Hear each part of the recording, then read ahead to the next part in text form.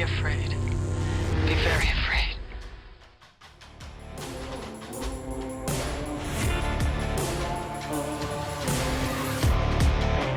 It definitely feels like homework. Nah, man. All right. You guys are going to get it. I don't know if Homework's the not that listeners bad. pick up on this, but I am perpetually tired when we do these podcasts because we run them at like 8 or 9 o'clock at night after a day of work and child rearing on my end. And I'm just like, get through the top 5, God damn it. I want to go to bed. Oh, no. They are aware. All right, we can go back to past episodes where you're like, get through the damn top 5. Oh, I not. need to go now. You think I give Ryan shit on the top 5 every time? I'm like, number 3, Brian, number 3. Let's go. Let's go. Why do go. you think? Why do you think I Well, explain it you've in gone, more You've detail? gone 20 minutes. You've gone 20. In my defense, you've gone 20 minutes in the top 5. I think it's. I just do it on purpose to be a smartass And sometimes. then John comes around. I'm gonna cut you next time you do that. Now that I know how. All right. Here we go, everybody. Welcome to Xenomania. We got a great episode for you. But before we tell you what it's about, John's got a surprise, much to my chagrin. Yes. We're going to play a little game, you two. I'm Do ready. you want to play a game? You guys are going to blind rank 5 movies. Okay. There is a theme. Whoever guesses the theme first gets a point. Okay. Whoever has the best list, and by best list, the one that is most accurate to how I rank these 5 movies. Say the one that's your opinion. Yes, because my opinion is the one that matters because I made the game. So Yeah, that's basically, when Dawn of the Dead pops up, number one. Number one. Ah. You think you're funny. There is no Dawn of the Dead on here. Boo. Is there a return? So Nope. Oh, okay. Okay. So let's get it going. Movie number 1, Scream 2. I have nothing to rank it against, so it stays in the void for now. No, it's like those games when That's they do. why it's blind ranking. Oh, okay. Yeah. That's how you play. You just put it, and there's 5 of them. Yep. Number 5. If we do, right. hold on. If we're doing Scream 2, oh, hold on. Is this top 5 Kevin Williamson films? No. Okay. Scream 2, I would have to put at number 3. Okay. I'm not actually going to stick with 5. Number 4. I'll do 4. Here, I'm going to write it 4. down so I got it. Yeah, good idea. Scream 2 at number 3. Starting to feel like homework again. Hey, I don't mind homework, all right? All right.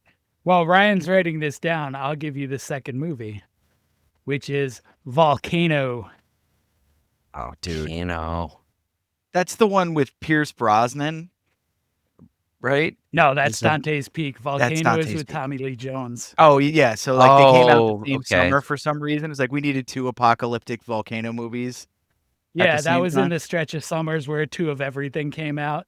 Deep Impact and Armageddon. Yep.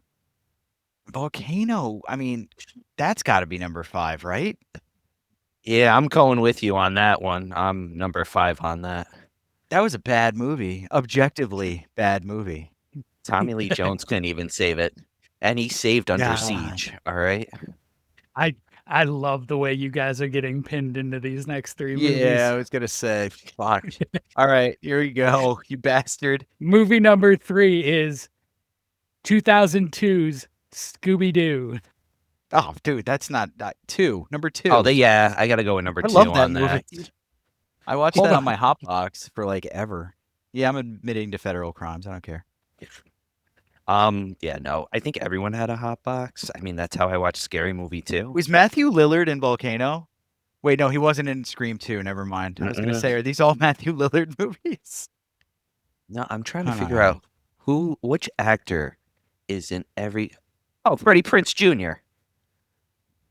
But he's not in Volcano. Oh, he's not? Okay. Nope. And he's not in Scream 2. I jumped the gun. All right. Movie number 4. House on Haunted Hill, 1999. That's a good 3, honestly. I really am worried about the fact that I have a blind number 1 right now. House on Haunted. I liked House on Haunted Hill. I liked it more than Scream and Volcano, and I liked it about as much as Scooby-Doo. So it's fitting well on my list. I got to go with number 4 on it because I don't know what you picked for number 1 because I don't want to like make a mistake. But No, I House might on Haunted Hill doesn't feel like a number 1 though, right, Ryan? Like that's not really it. I don't know. That's like my Boy, childhood right there. If House on Haunted Hill didn't feel like a number 1 to you guys, Oh God. the 5th movie is Maximum Overdrive. Oh, that's definitely number 1. I'll take that as number 1. That's Maxo. Our list is God. almost the same. It is. Yeah, you guys didn't vary up too much. Volcano. Where Scream did you both 2, have Volcano?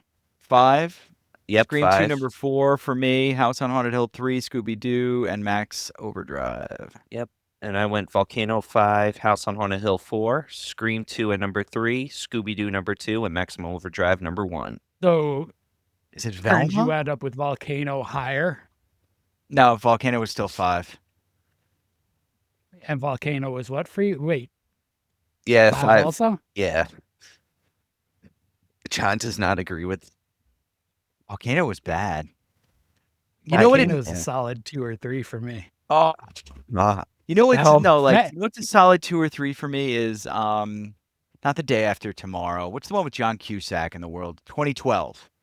Yep. 2012. That was like the evolution, and that was the final form of that movie type. Was 2012. Volcanoes. Okay. Give me your order again one more time. Ryan, go first. Maximum Overdrive at number 1, Scooby Doo at number 2, Scream 2 at number 3, House on Haunted Hill at number 4, and Volcano at number 5. And I had Maximum Overdrive at number 1, Scooby Doo at number 2, House on Haunted Hill at number 3, Scream 2 at number 4, and Volcano at number 5. We really just switched Scream 2 and House on Haunted Hill. Yep. Because I do like that Jada Pinkett scene in the beginning. And I do like Scream 2 being at number 4. Yeah. So that's a point to Kearns, who has a guess. Who is a guess as to what this list is? Movies that the world could do without having. House on Haunted Hill, No. actually. Oh. It's pretty Maximum good. Drive needs to stay in this world.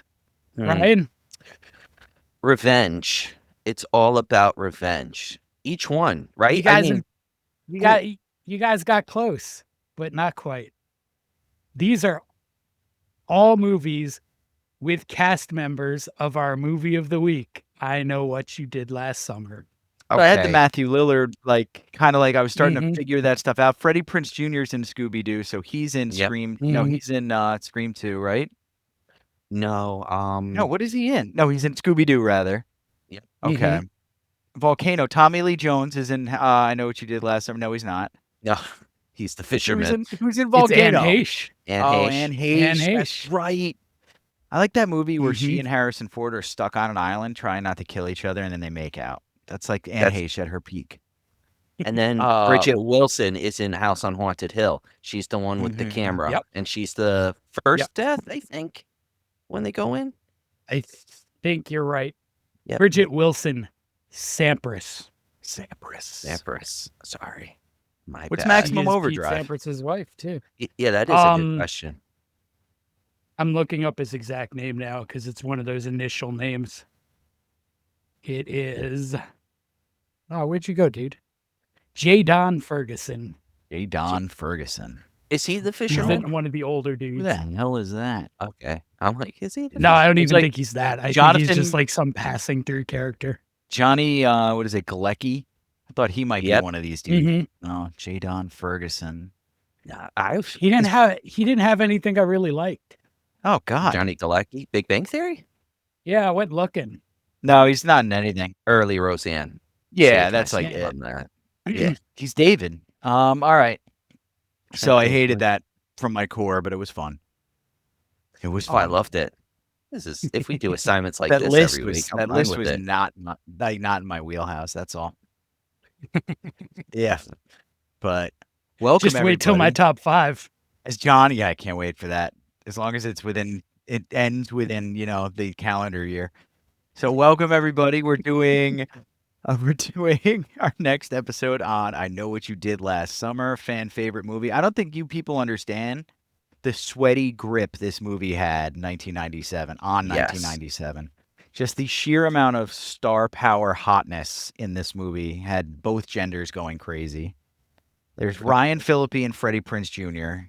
That was like that was it right there. That's all you needed. You had Sarah Michelle Gellar, who was huge. Yep. She was Buffy the Vampire Slayer, probably the most popular TV show, like 4 or 5 years in that decade, right? Yes. Yeah. It was making At least the crazy most money. popular, like, cult teeny kind of show. I knew dudes who would be watching that show, like Yeah. old Oh, yeah. I dudes. watched. Not for I creepy watched I it. reasons. watched almost every episode for like They would- 5 seasons. Yeah, they would watch it and they would talk about like how the plight of her position when the Hellmouth opened up, and like I'm like, Jesus Christ, bro, there's like a $2 budget. Take it easy. So there's that, and then there's Jennifer Love Hewitt. Yep. Which is moderately problematic Why is that? Is it because because she was only 17. yeah. She was only 17 in this movie with the tube tops and all that. This was peak creepy American male. I love Jennifer Love Hewitt. Maxim covers like Well, ick. I was Luckily- younger than her, so it was allowed for me to lust after her. Yes, for you guys it was it's perfectly allowable. For me, not so much. Well, you were in a gray area too. You were like in your early 20s. That's like, all right, I get it. Mid. Yeah, like a poster, Mid. all right. But like a poster on the wall would have been a little bit much. But you know, like a fan page, then we would have known you might have a problem. Just being like, yeah, no, she's hot. But Sarah Michelle Gellar was what, 31? No, she was in her She was only mid-20s. like 18, 19. She was 18, 19. I thought she was That's in early wild. 20s. I'm sorry, not She How was- old was Freddie Prinze? I met Freddie Prinze Jr., by the way. He was Oh, that's working cool. Freddie he was doing a Prinze shoot was- at the airport. He's like 7 feet tall. Did anybody know that? No, I didn't. No. Well, I mean, you guys are all tall, so I guess it doesn't matter. But he's like 6'6". It's like, Okay. holy shit, he's pretty tall. That's pretty. That's That's a tall dude. Pretty tall. And he was Doesn't look nice, it too. on the screen.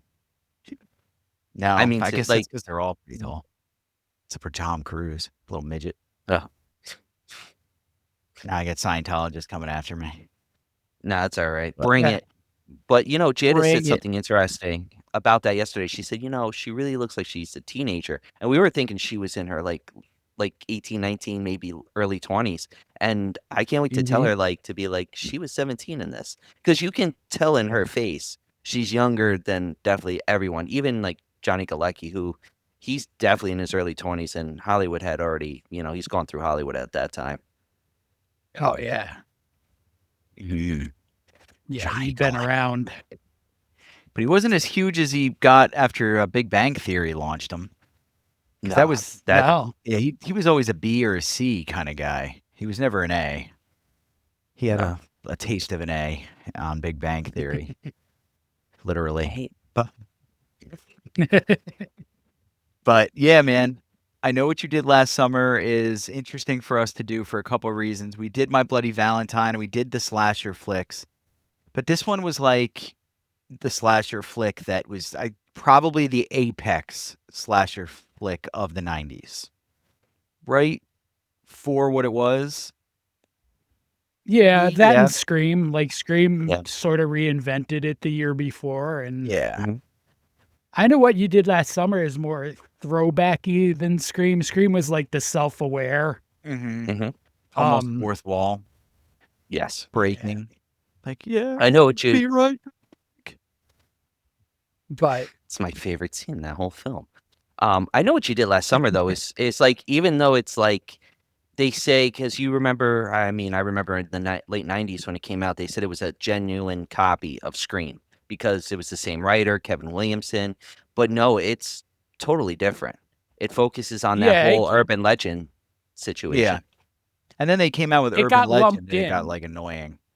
Yeah. Yeah. it got lumped in with Scream, but it really wasn't. Aside from the writer, it's really not Scream. No, not at all. It's No, I slower agree. paced. Watching it again, it's very slow paced, and I like that. I like Mhm. it about that. And Mhm. knowing that the director didn't really want a lot of gore and go for more of the shock value with the realization that you've seen this, you're seeing it again, Yeah. but we want you to jump was pretty cool. I Mhm. mean, besides a couple scenes with a lot of blood spewing out, it's very not a gory film, and it works. Mm-hmm. Yeah.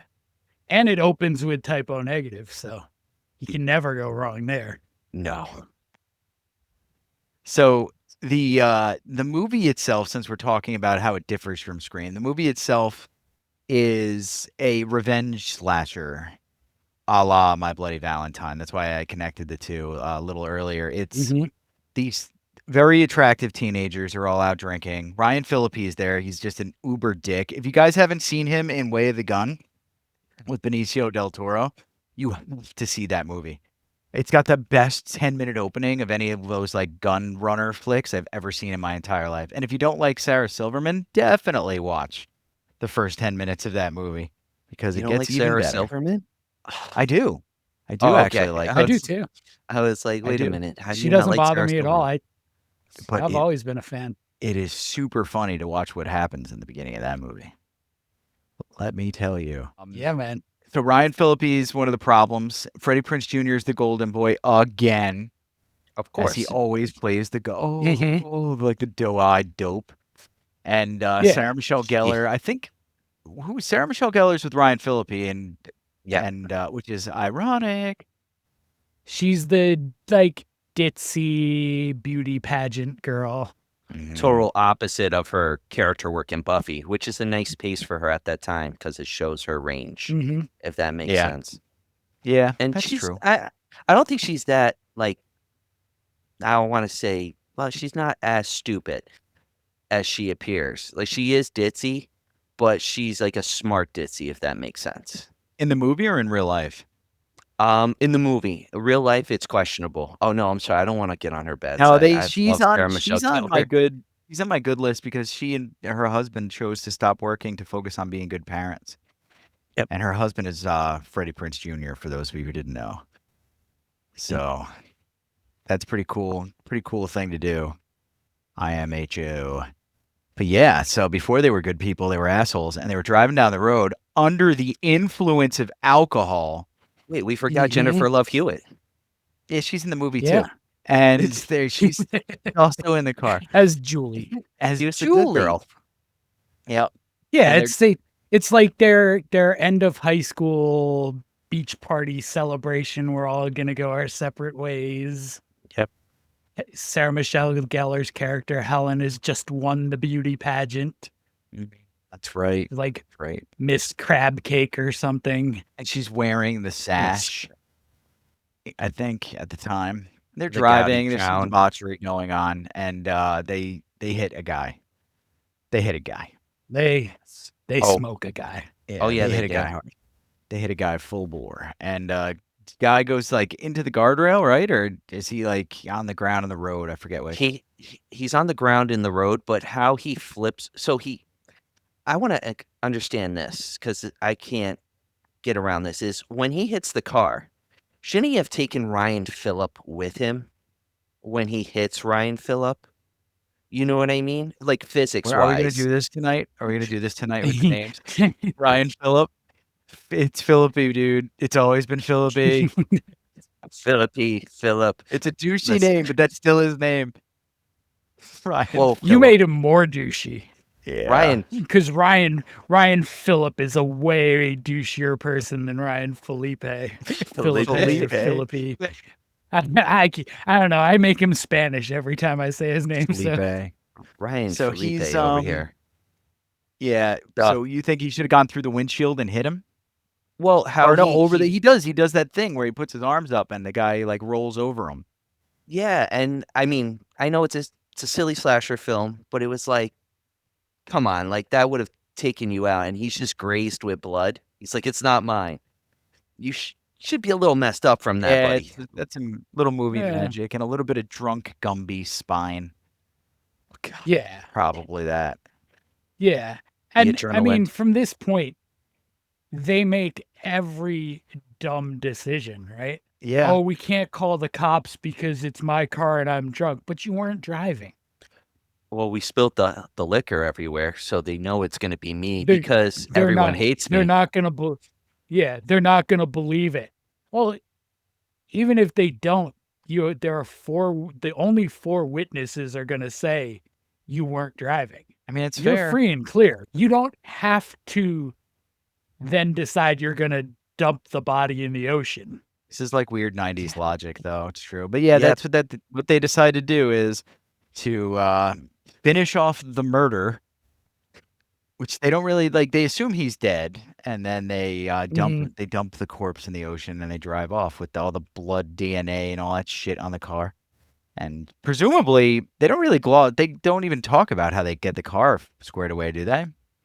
No, No, they it's just just, like, jumped rich to a people year stuff? later. Yeah, it's rich people stuff. I mean, he is still alive when they push him in the water because he snatches stuff and then goes into the water, and old Barry has to go in after it. That's right. We'll get a couple good what do you call it? Jump scares. It's not Barry. It's Freddie Prinze Jr.'s character Ray. Yeah, it's right. Ray It's, jumps in there. Yeah, it's right. Sorry. Yeah. Because Barry.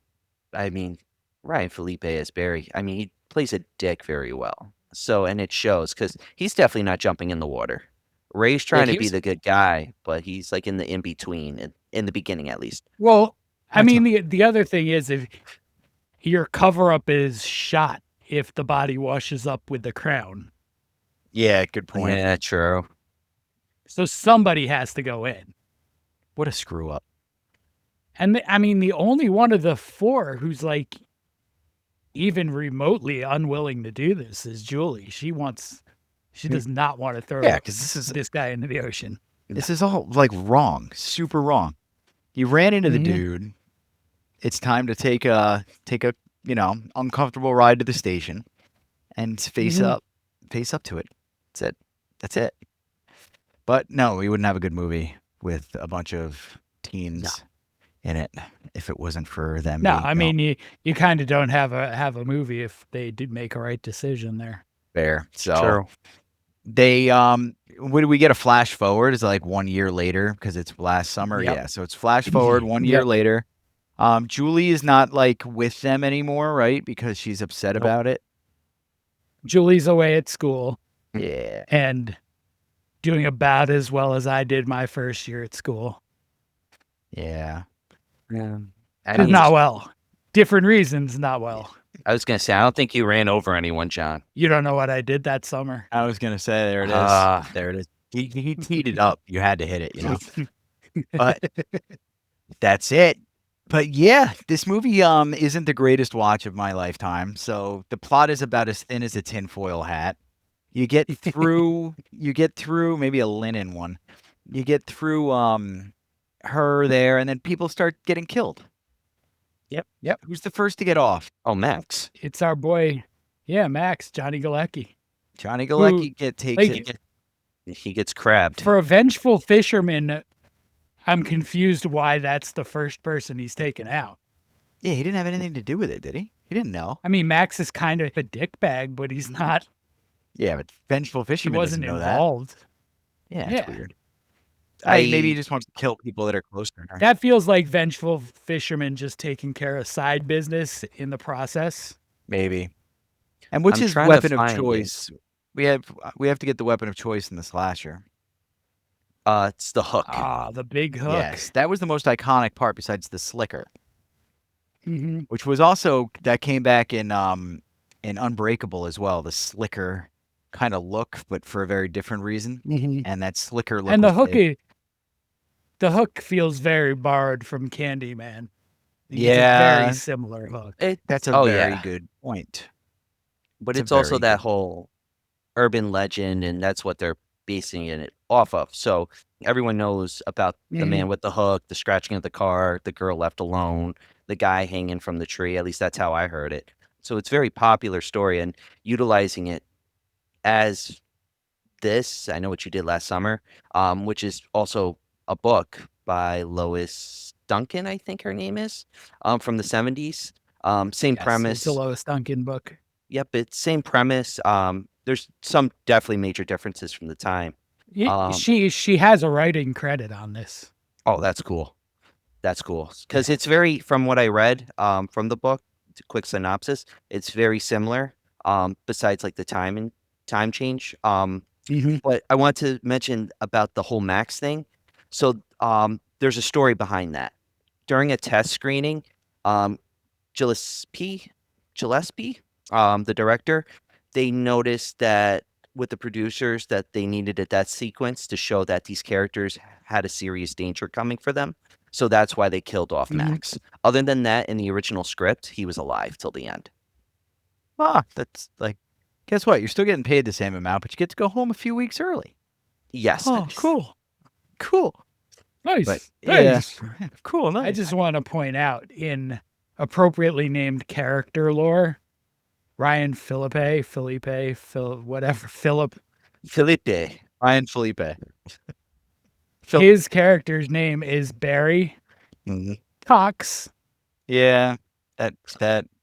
I wonder if it's a nod to Courtney. Oh, that's a. I all mean, right. the whole name together is kind of dirty too. Yeah, true. 100%. Barry Cox. Barry I mean, it's Cox. there. That's there. And I mean, he's appropriately named also because he's a dick. 100%. Yeah, He's the no good. typical jock, like in every horror film, who you're like, I can't wait for you to die. Then he has a moment where he's like Mhm. really nice, and you're like, all right, you're still a dick, but you kind of won me over. Then he dies, and you're like, all right, kind of happy, kind of sad. Don't kill the Mhm. girl. She's dead though, anyway. It's all right. All right. So But make he- this exciting for us again. What happens next that's not like just rote 1990s slasher nonsense? Barry goes to the gym, as exciting Okay. as it is. And, we got the fisherman stalking him. He's In like the playing gym. games in the gym. He's stalking him while he's taking a shower, and he's playing with him. He's messing with the locker. No, there's no tickling there, not even with the claw. But he receives this note. He sees his jacket is stolen. He runs out, and the fisherman's got the car, his BMW. And we have a little nice chase scene. Fisherman goes in reverse, takes that beautiful BMW all the way back, and then Barry Cox, runs after it like a stupid idiot, not thinking that this guy's going to go after him. And he gets chased and crashes through a fence, and he just stands over him. In one of the scenes where it's like, even when they ask him at the hospital, like Ray, Helen, Helen and Jennifer Love Hewitt's character, when they're asking Julie, when they're asking him like what happened, he like kind of makes up a story, and he's like, if you want me dead, he could have killed me, but he kept me alive. It's just a prank. Like, he's so oblivious. He is oblivious, and it's one of those bad movie car chase scenes where he's just running in a straight line with all sorts of stuff on the sides that he could so quickly duck into and not get hit by a car. Did you like the zigzag? And Yes. the car was is thinking about that. going just slow enough to catch up to him most of the way, but not quite hit him. Neither one of them are particularly serious about this chase. Yeah, that's a fair point. And it is one of the worst parts of the movie, which is like, and once again, it's a good for what it is movie, but it's not particularly like wonderful in any way, right? They encounter Ray because they think Ray is behind it, which turns out is like the whole question of the whole film is Ray the killer, or is Ray on their side? Mhm. And that's a nice little Well, twist by Kevin Williamson. They also throw you the Egan family curveball because so Yep. they go see Yeah. Julie and Helen learn that the guy that they think they killed is David Egan. So they go and visit his sister, who is Anne Heche, and who is really weird and really kind of Anne Heche about things. Jada said the same thing too. She was like, she can only play Anne Heche. She's just in that role for life. She is. And she still have the short haircut, the Karen cut? Yeah. Before Karen was popularized. Got the Karen cut in this as well. So So one of the things I and wanted to she's touch sure on that- before we moved on though was the what this movie does have going for it is that coastal town vibe, and that adds a bit. And you can do a lot with that. It's Lovecraftian in a way, but it's more like you have the local lore, and there's stuff that only people from there know about, and that's very fisherman's village kind of stuff. It's baked into a movie that's on the coast, so that works out well for this. Do we know Which what the town is set in? Not in California. North Carolina. Well, Yeah, it's North filmed. North It's Carolina, filmed. It's filmed in pieces of parts of California for the film. But the setting is North Carolina. And ironically, in the book, there's nothing mentioned about fishermen. So Kevin Williamson actually added it to the movie Oh. because his father was a fisherman, and he thought that would be like kind of cool to like have Wouldn't a it be villain neat with if a Dad hook. murdered a bunch of kids? That'd be kind of cool. Let's make a movie about it. All right. Doesn't John, say I a lot stepped about on his you earlier. dad. What were you saying, bud? It's okay.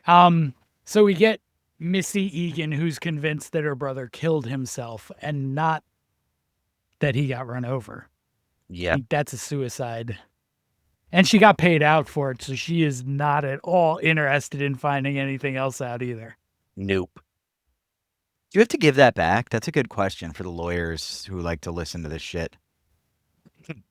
Not in Would you have to pay that 1997. back to the insurance company? Like, I don't know. Miss Egan says I can't pay it back because I spent it all. oh, there you go. There you go. All right. And then as we're moving forward, what's it's Will, right? Our Ben. What's his name? Oh, The freaking Barry? guy. Barry Cox? Yeah, Barry. No, not Barry Cox. Barry Cox. The guy, the freaking guy doing the murdering. Oh, the fisherman? Ah, Yeah. yeah. I guess we don't want to spoil the ending yet. He's for just the doing his murdering live. business. Whatever. Gordon? So he's off. Yeah, Gordon. Gordon's fisherman. What's he? Who's his next victim? Yep. Gordon's fisherman is stalking Helen and Barry, and as they're coming through the parade, Barry chases what he thinks is the Gordon's fisherman, as we're calling him now, but it turns out to be this old guy, which I'm going to be honest, in that whole film, I feel so bad that he knocks that man down. Like, I felt so bad because his face, too, he's like, what the hell? Like, I was like, damn it, Barry Cox, you son of a bitch. But it leads to them attending the pageant because Helen has to give the crown. And as she's watching from her throne, she watches Barry get murdered. And it's well deserved, but you feel like the anguish and the pain because it's just a stabathon. And she tries to that's warn the people. part that's hard. Oh God, yeah. And it's just like because you're like he's such a murders in this are dick. pretty brutal. He's such I a mean, dick, but it's like was man. was his murder any more brutal than the talent portion of that beauty pageant? Yeah, that was No. horrible. That was I more mean, there was worse. stuff to help us get through that, but yeah. I mean the fisherman at that point is like relief for Barry, I think. Good point. And Ryan Felipe goes off to his sweet nothingness, and we move on to the next murder in this sweet little town, Yeah. which is Which is Helen which is and her Helen. sister. Oh, and don't Takes forget them the out. cop. Oh yeah, and the cop, yeah. Yeah, the cop Billy too. Cox. Yeah. He reminded me of a poor version of oh God. Andy George Griffith Burns? show. No, Yeah. it's not George Burns. Don Knotts. There we go.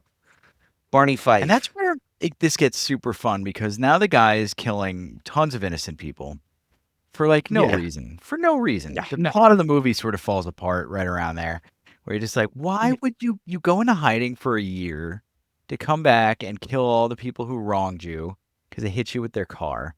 You would have probably done the same thing, you drunk bastard. It's similar from another movie we watched, gentlemen. Uncle Sam. He goes right. He starts killing everyone. He kind of forgets why he was killing in the original place. I don't These even think that they meant psychos. that. I think the movie makers forgot that he was supposed to have like a code. It felt that way in the beginning, and then he's just like murdering for murdering. Yeah, I think with our Gordon's fisherman, it's an opportunity to settle some other scores, and you Okay. have to get rid of the witness. You have to get rid of a witness in Helen's sister. Yeah. True. The cop, he probably didn't have to kill, but who knows? Maybe that's a little local beef right there getting settled. That's true. That is that true. small fisherman's town, like we said. So, all right. So let's wrap this up. Where does Jennifer Love Huge Tits come into this? Oh, she comes. Well, Helen gets murdered between the tire sacks. Yeah. Julie basically kind of runs upon the Gordon's fisherman, or she goes to Ray. I'm trying to remember. I think she goes to Ray first, and she goes basically to Ray, and she sees what the boat says, because that was a big thing. Joe Blue, right? Billy Blue. It's either Billy Yeah. Blue or Joe Blue. Billy blew out because that was David Egan's friend. Yes. Okay. Yep. But Ray sort of put that information out there. Kind of Ray set it all up unknowingly. So, yeah, for like a good chunk of the back half of this movie, they're sort of building to you that this is Ray the whole time. Yes. And then Which is the classic. Julie shows up at Ray's boat, and the boat name and the way he's acting are sort of like, yeah, Ray did it. Mm-hmm. But it's not Ray. It's not No. Ray. It's the guy who should be killing kids. It's the freaking out of work fisherman. Ben Willis. All right. So final confrontation. That's his name. Thank you, Ben Willis. How does Julie get out of this? Well, really, she gets chased throughout the boat. First off, they're on, and real quick, they filmed the boat scene on real rapid waters. That's the first thing. And they say it's like, it was really hard to film, which it's crazy. I can imagine. Oh, yeah. So they hated the scene, but it turned out to be really good, because you got the chase scene with Julie and Ben, and then like Ray gets thrown over into the river. You think he's gone. He gets back up. Chaos ensues, and we get Ben, who loses a hand and gets thrown into the river, which is like not really in my opinion, a climatic villain end. No, it's a sequel villain end. Yes. Well, are we jumping into the ending? Because that was very Phantasm right there. Saying. I don't like that you connected these two at all. I think that somebody needs to smack you for that. Boy. Boy. No, Ryan, no. Bad. Bad, Ryan. Neighbor. It's the comparison between the two feels unholy. You know, but why did you say the window? When he jumps out the okay, window. okay. Yeah. Okay. No, okay. just that part. Come on now. No one can replace our Angus Scrim. So yeah, we get a happy conclusion. Julie and Ray survive. Ben is in the ocean, presumed dead again. Julie goes back to school, seems to have readjusted to normal life. We got jump another year ahead. And Julie first gets a letter that she assumes is going to be an I know what you did letter, but it's just a party invitation. She goes back in the shower, but she has a little message in the condensation on the shower door.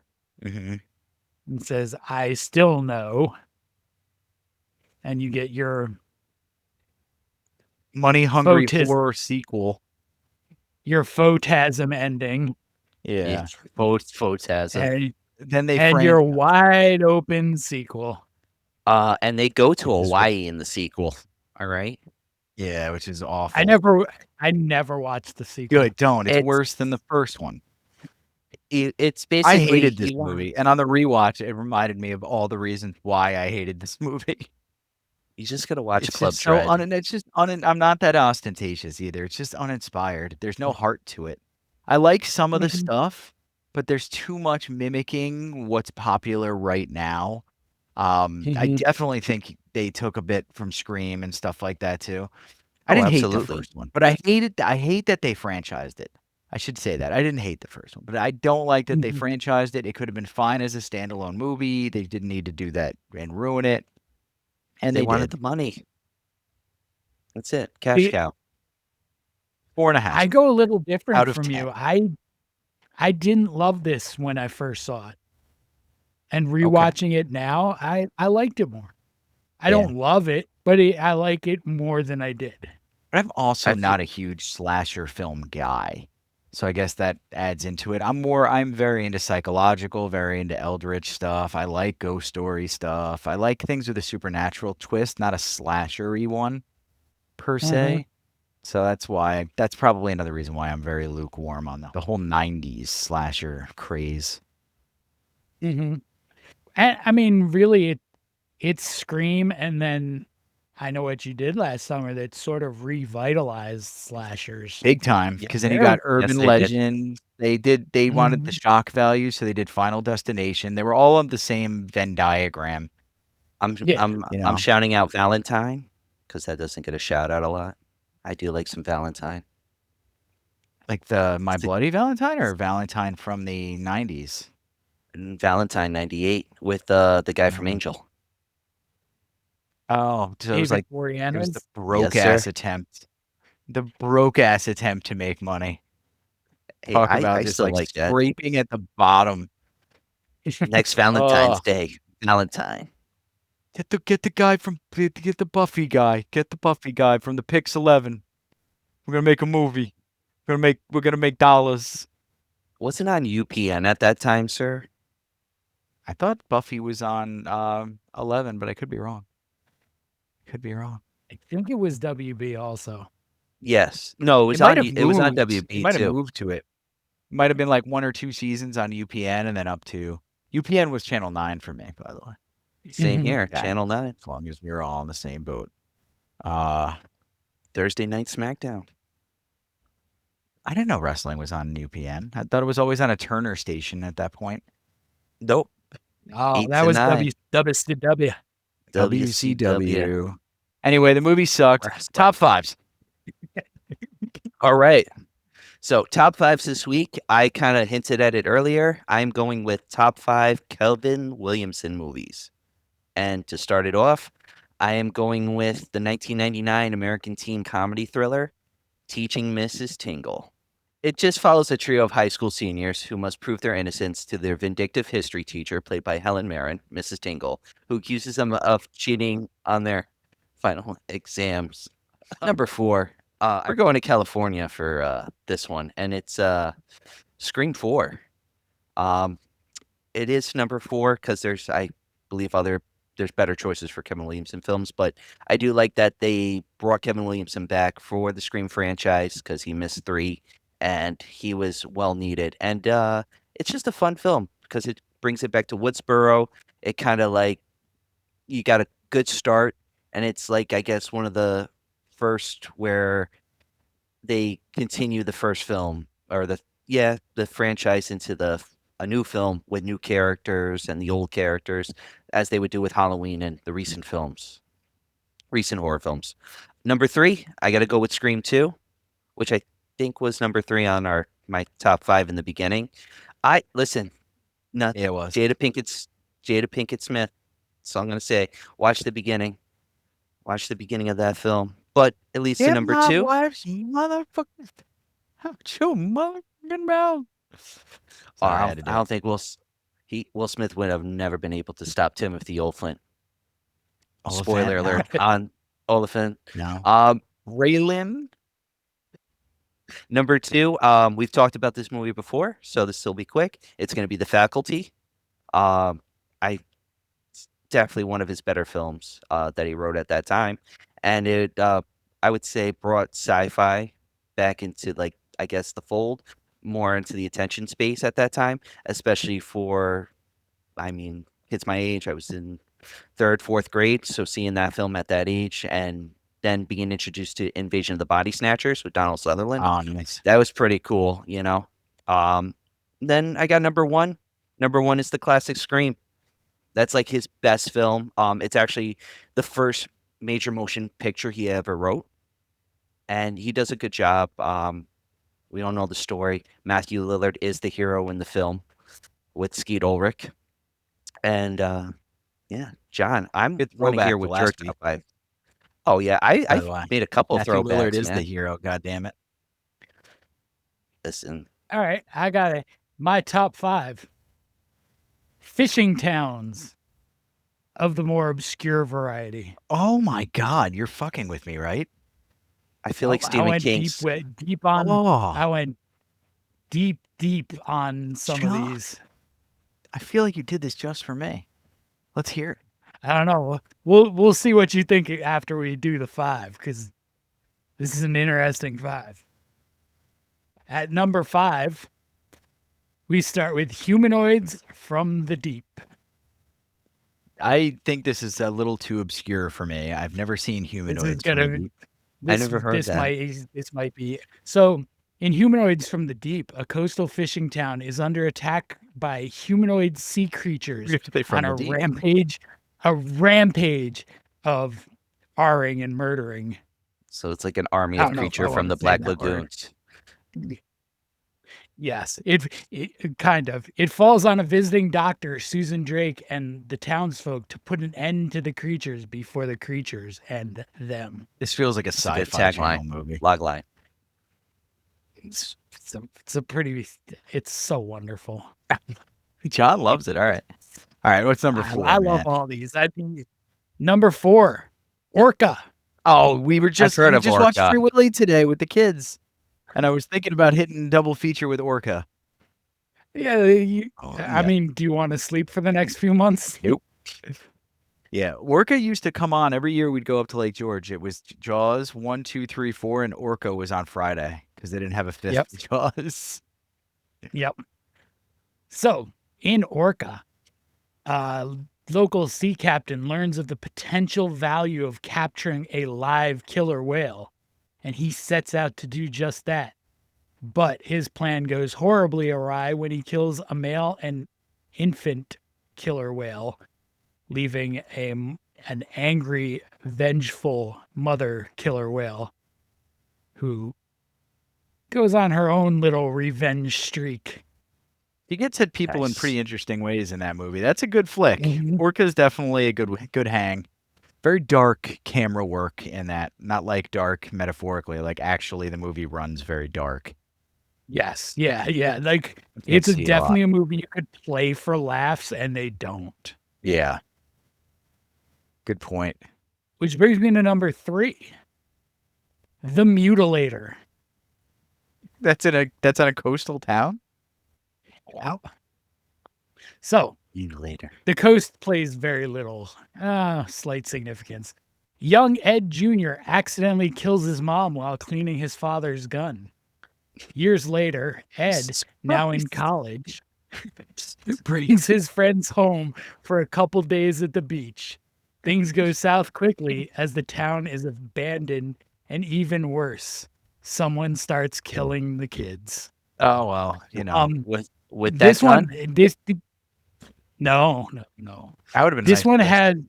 has really strong low budget. I Know What You Did Last Summer vibes, Okay. minus the sort of like 90s hipstery kind of thing. When did they when was it filmed?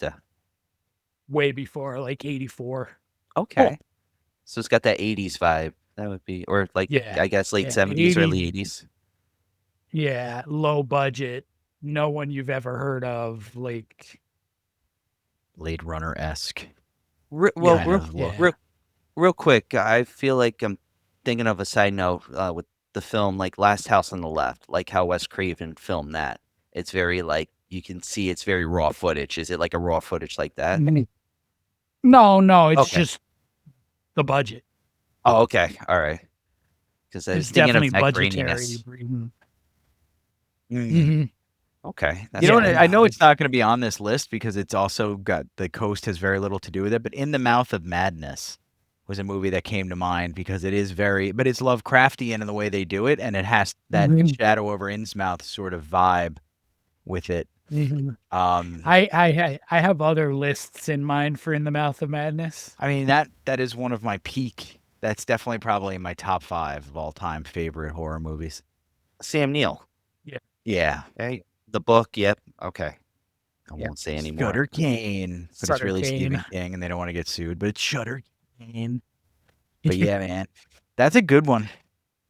We should do that. Yeah. We should do a Patreon watch of that movie for sure. I mean, Live that can be a watch. full episode too.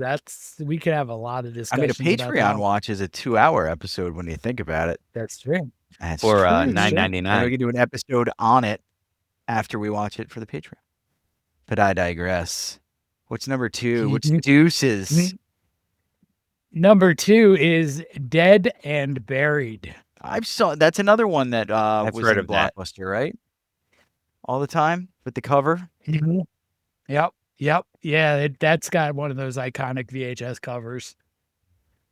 Remember the name? So, a string of strange murders rocked the small coastal town of Potter's Bluff. Tourists and passersby are vanishing and ending up dead, and then not so dead.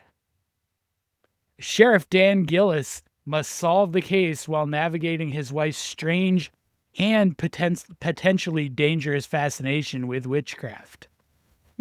And as a little bonus in this one, you get a pre-Freddy Krueger Robert Englund. Ooh. Okay. That's cool. He's an What was the ugly name of man. the sheriff? Oh, he's a handsome man. Don't talk Dan about Freddy Gillis. like that. I thought you said Shane Gillis for a second, and I really just Before George he was Washington. canceled. George what? Oh, really? Shane Gillis? He was canceled. That's how he got popular. He got fired Oh, off of okay. SNL. Oh, all right. I was like, what? He got Now he's canceled canceled recently? I proof. was He like, can do what whatever he is- wants. Yeah, canceled. They fired him. George And, Washington. he became. over the He Delaware. blew up down in Texas. Anyway, number one. Number 1, Blood Hook. I've never seen That- Blood Hook. That sounds familiar too.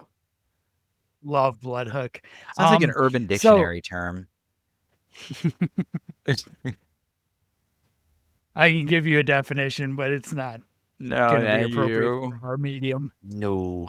So, Blood Hook, the annual Muskie Madness fishing contest. I don't like this at all. All the town's fishermen are competing to catch the biggest fish. Meanwhile, a killer is offing people with a giant hook. Okay. That's really all you need to know about this. It's got a Okay. really, really special, long out of print Vinegar Syndrome edition. Oh, interesting. Goes Remember, for- listeners, about Vinegar Syndrome. Yes. If you haven't, It's if we talked amazing. about it earlier in the episode lore, whatever. Yep. It's a place where you can get movies that are hard to find. Mhm. Yep. And I mean, this one routinely now goes for like $150, $200 on eBay. Wow. Yeah. I saw the prophecy was that was up there too. I mean, I opened mine because I'm gonna You can watch get a it. new But copy. You can get a new copy of the Prophecy on Amazon, though. But not VHS. Is that what you mean? oh no, I have the triple set from Vinegar Syndrome. Yeah. They It's put out nice. a limited one, and I think this past Thanksgiving time. Yes, sir. Ooh, John's got all this down too, Ryan. Uh, But oh, yeah, guys. John took me to Vinegar Syndrome, the main base, on Black Friday. Yeah, And it was yeah. awesome. Did he? It At was what point in awesome. time did you start to think that he was leading you to some place for your organs to be harvested? I was safe because Allison was there and Jada, so I felt safe. Okay, Jada maybe but don't trust Allison. No, He's the one Allison's present. harvesting your organs for. Allison is way more likely to take your organs than me. I'm on our And good side. professionally, she's got a reasonable idea of how to do it. That's why I'm staying on the good side, man. Boy, Yeah, man. howdy. Especially, Me yeah. too. All right, guys. That was I Know What You Did Last Summer. And we're out of here. Have a good one. They, Later.